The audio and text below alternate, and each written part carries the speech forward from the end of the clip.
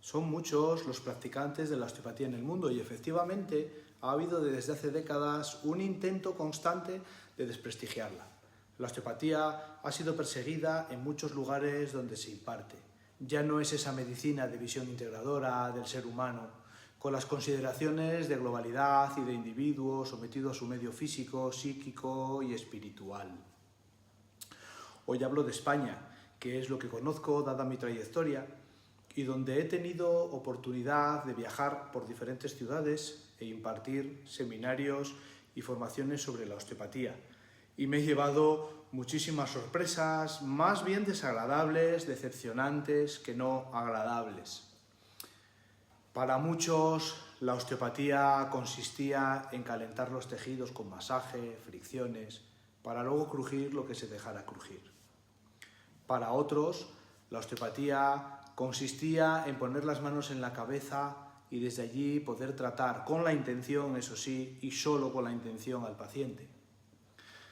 Para otros, la osteopatía era un conjunto de técnicas que agrupaban con su arsenal de herramientas aprendidas en fisioterapia y entonces sacaban la coctelera e introducían un poco de ganchos, algo de indiva, mezclaban con epi, crujían el codo, las cervicales, es decir, una receta muy pobre y, como dirían los compañeros de MasterChef, una salsa sin ligar y una carne muy pasada.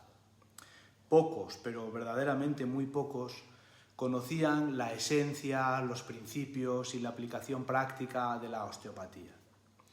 Por no decir que había muchos que no habían oído hablar nunca ni de Littlejohn, ni de Hall, ni de Werner, es decir, que tenemos para nosotros. Estudiar osteopatía, entre otras características, implica aceptar cosas para las cuales no siempre estamos preparados. Lo primero, y tal vez lo más difícil de aceptar, es nuestro rol en el proceso de curación, que es secundario.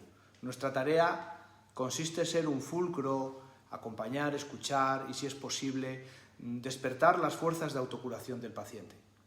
Pero hay veces que si estas fuerzas no existen o son escasas, hay poco o nada que hacer. No tenemos el poder de curar. Quien ostenta ese poder es, en palabras de Andrew Taylor Still, es el doctor naturaleza. Dos osteópatas reconocidos por su bagaje y aportaciones al modelo osteopático, Rollin Becker y John Upledger, lo llamaban médico interior. En los postulados de Still se deja claro que Dios es el gran arquitecto, la naturaleza es el ingeniero y nosotros, los osteópatas, solo somos el jefe mecánico. Decía Still, quita todas las obstrucciones que impidan la libre circulación de los líquidos y deja luego a la naturaleza hacer lo que tiene que hacer. Cuando un paciente se cura o mejora en su problemática, nos da las gracias por haberlo curado o ayudado. Lamentablemente, no hemos sido nosotros, lo ha hecho su médico interno. No poseer el poder de curar constituye una gran herida narcisista, ni siquiera cuando es un problema puramente mecánico, como puede ser una simple torsión de tobillo. Nosotros solo liberamos el conjuntivo que mantiene la alteración y le facilitamos al organismo, que es quien dirige, que pueda normalizar su estado y recuperar otra vez la salud. Pero renunciar a curar no significa renunciar a entender los mecanismos propios de la curación. Y si verdaderamente entendemos estos mecanismos necesarios, estamos en condiciones de ayudar al médico interno a cumplir con su función, con intención, muchas veces, con paciencia, pero siempre con alma y corazón. Nuestra tarea consiste en crear las condiciones para que ese médico interno cure, es decir, ayudar en el terreno del paciente, quitar los obstáculos para que se pueda expresar esa fuerza vital, lo cual, en mi opinión, es casi tan importante como curar. Ser osteópata significa aprender a hacer lo justo, lo mínimo indispensable, porque la dosis existe en nuestro trabajo y habitualmente pecamos de querer hacer demasiado, ser demasiado intervencionistas y tal vez, por lo que el paciente pueda considerar muchas veces, hacemos por demás.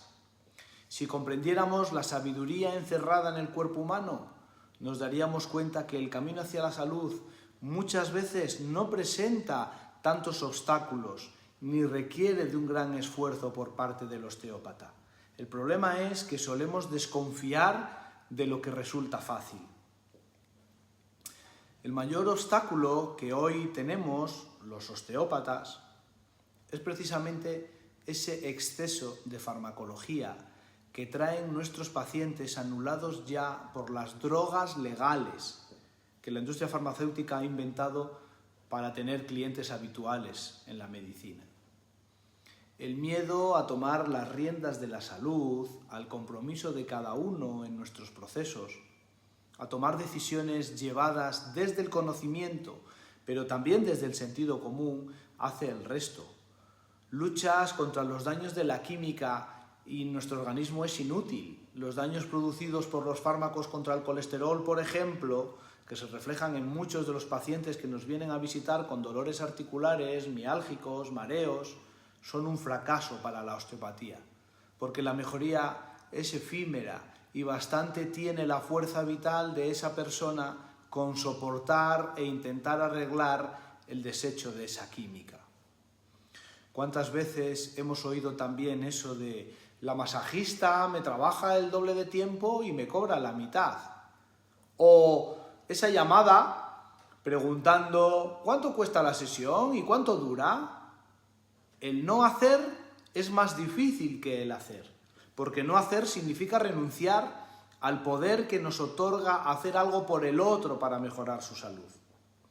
El paciente necesita creer que hay alguien capaz de curarlo, y esa creencia es un elemento que también es esencial para la curación, porque sin ella es mucho más difícil que se despierten esas fuerzas del médico interno.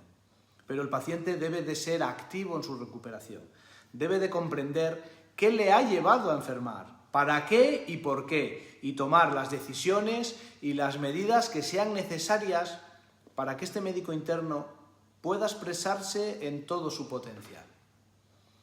Si la gente empezara a romper con esta creencia y a sentirse de alguna manera implicado en el proceso de su propia curación, para nosotros sería mucho más fácil trabajar con ellos. Necesitamos un cambio de actitud frente al proceso de curación, porque esto implica un cambio ante la vida y ante la sociedad. Yo me pregunto hasta qué punto, como osteópatas criados en esta cultura occidental, somos capaces de lo más difícil, que es renunciar al poder de curar.